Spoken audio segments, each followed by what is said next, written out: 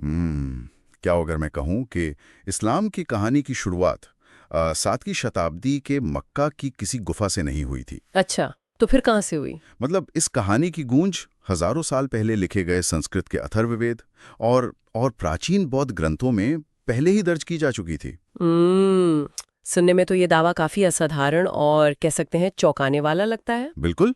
और आज हम जिस स्रोत का विश्लेषण कर रहे हैं ना, उसका पूरा आधार यही है। आज की हमारी इस विस्तृत चर्चा का केंद्र ईमान वर्स नाम के YouTube चैनल का एक वीडियो है। हाँ, जिसका शीर्षक है वो लम्हा जिसने दुनिया बदल दी। एकदम सही। हजरत मोहम्मद के वाक़े पर आधारित है ये।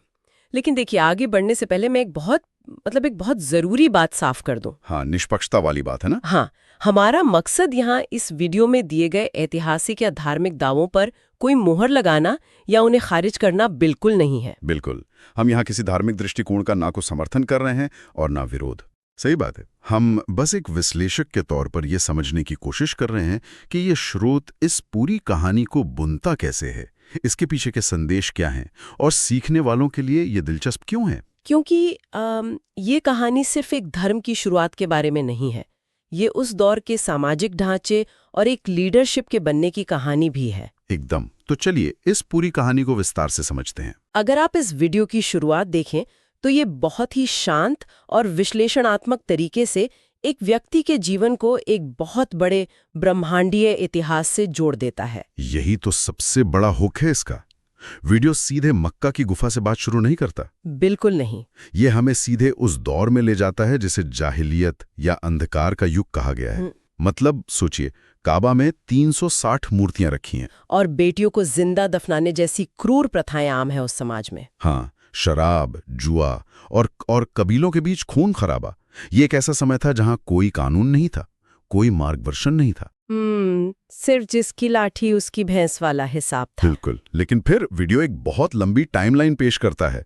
वो हमें 8000 साल पीछे ले जाता है, आदम के समय तक। हाँ, आदम, फिर 4300 साल पहले नूह, 2600 साल पहले इब्राहिम, फिर मूसा और ईसा तक की पूरी एक श्रृंखला। सही। और सिर्फ इब्राहिमिक धर्मों तक बात नहीं रुकती। वीडियो दावा करता है कि यहूदी और ईसाई ग्रंथों में जो सीना, सीर और फारान के पहाड़ों का जिक्र है वो इसी से जुड़ा है। फारान यानी मक्का के पहाड़। हाँ, और फिर संस्कृत ग्रंथों की बात आती है। अथर्ववेद के कुंटप सूक्त में एक शब्द है नरशंस, जिसका मतलब होता है प्रशंसनीय व्यक्ति। बिल्कुल, जो अरबी शब्द मोहम्मद का सीधा अनुवाद है।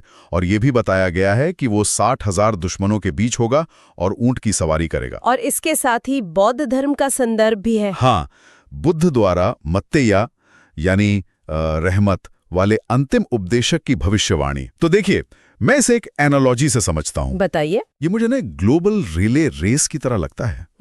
जैसे अलग अलग सभ्यताओं के धावक एक ही बैटन को पास कर रहे हैं। एक बहुत ही दिलचस्प नजरिया है सोचने का। तो मेरा सवाल आपसे यह है कि इस वीडियो का गैर अब्राहमिक ग्रंथों जैसे वेदों या बुद्ध के उपदेशों को इस अरब की कहानी से जोड़ने का क्या महत्व है? देखिए, यहाँ दिलचस्प बात यह है कि कथावाचक इस तकनीक का इस्तेमाल एक बहुत खास वजह से करता है।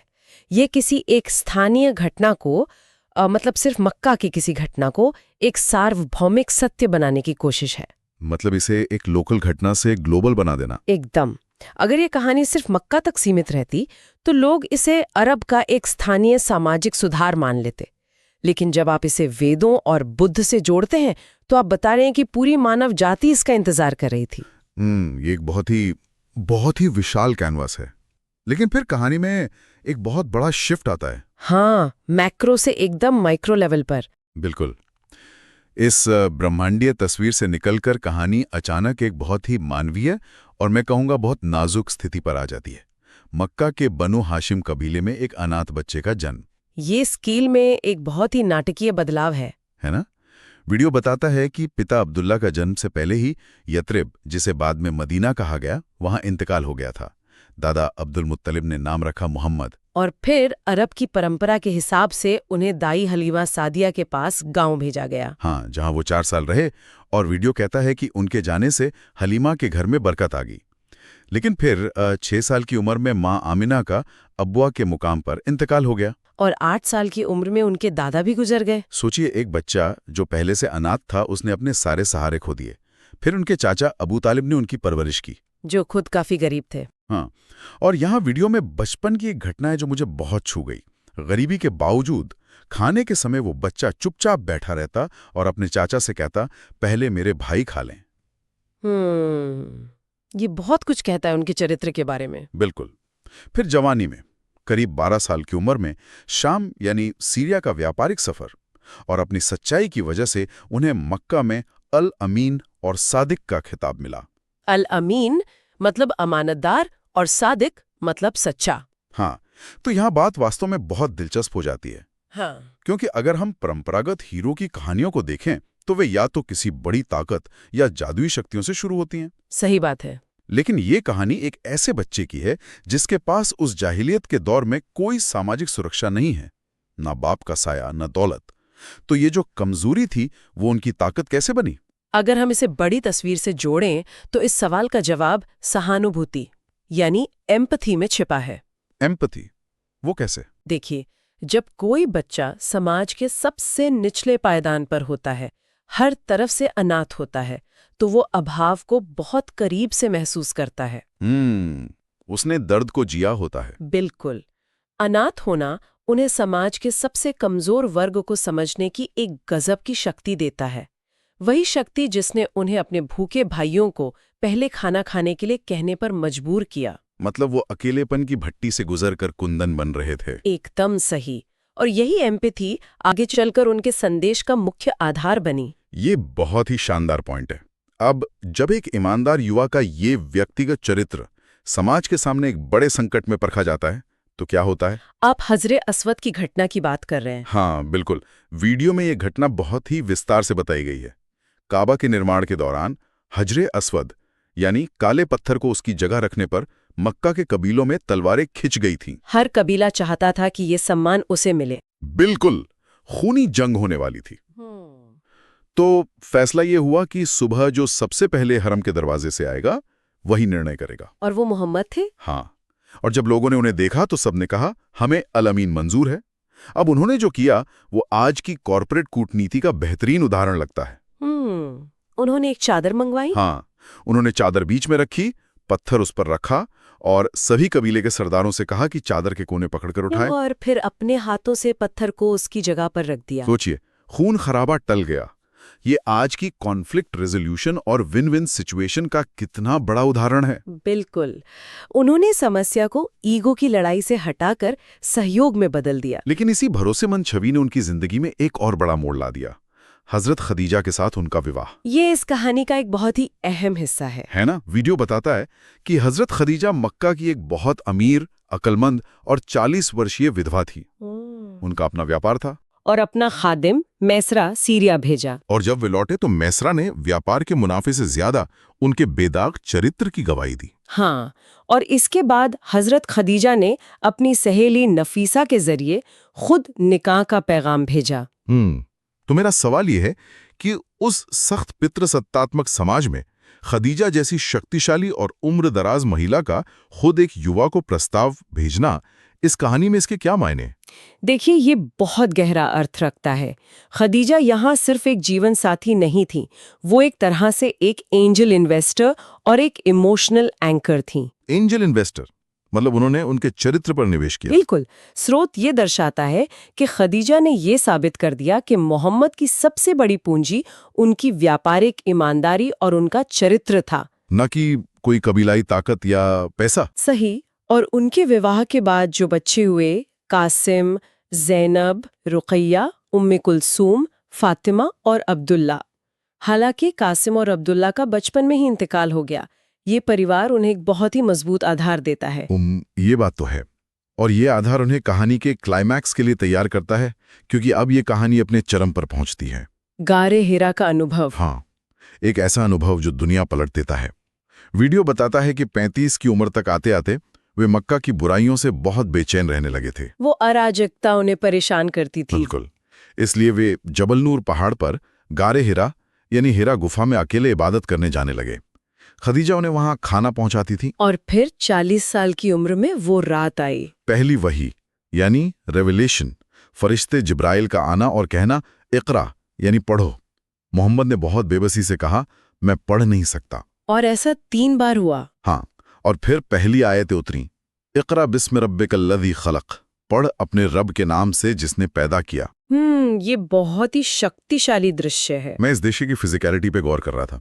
मतलब वे घबराए हुए घर लौटे, तेज सांसें, दिल का धड़कना। उन्होंने खदीजा से कहा, मुझे कंबल उड़ा दो। हाँ, ये कोई शांत आत्मज्ञान वाला पल नहीं था। एकदम नहीं। ये ऐसा नहीं था कि कोई पेड़ के नीचे बैठा है और अचानक रोशनी आ गई। ये एक झकझोर देने वाला डरावना अनुभव था। और यही इसका सबसे प्रामाणिक हिस्सा है। उनका डरना दिखाता है कि ये कुछ ऐसा था जो उनके अपने दिमाग की उपज नहीं था। बिल्कुल। और खदीजा का रिएक्शन देखिए। उन्होंने कोई जादुई बात नहीं की।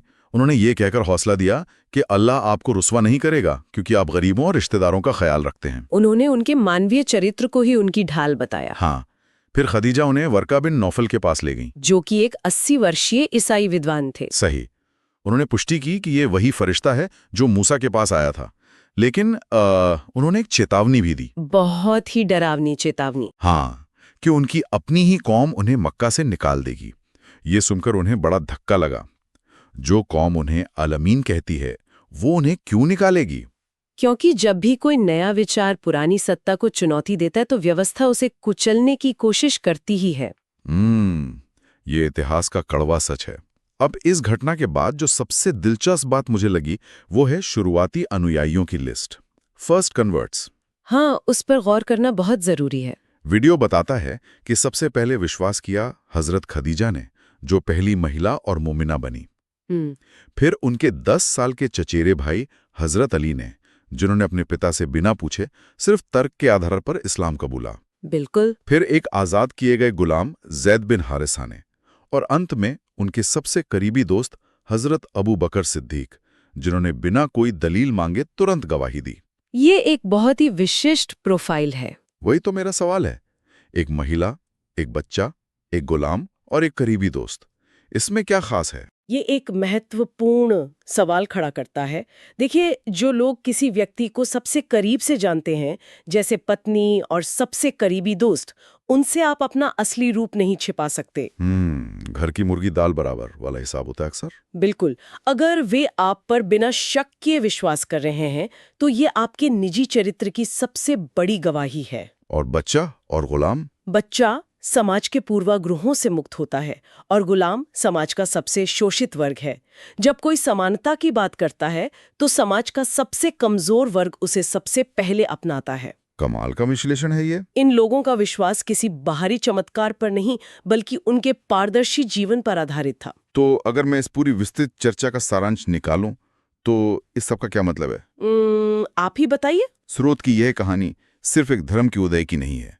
यह दिखाती है कि कैसे ईमानदारी, करुणा और न्याय एक ऐसे समाज को बदल सकते हैं जो पूरी तरह से अराजकता और जाहिलियत में डूबा हुआ था। सही बात है। तो अब सवाल यह है कि हम यानी सुनने वाले लोग इससे क्या सीख सकते हैं? मुझे लगता है कि आज के दौर में ये बहुत प्रासंगिक है। बिल्कुल।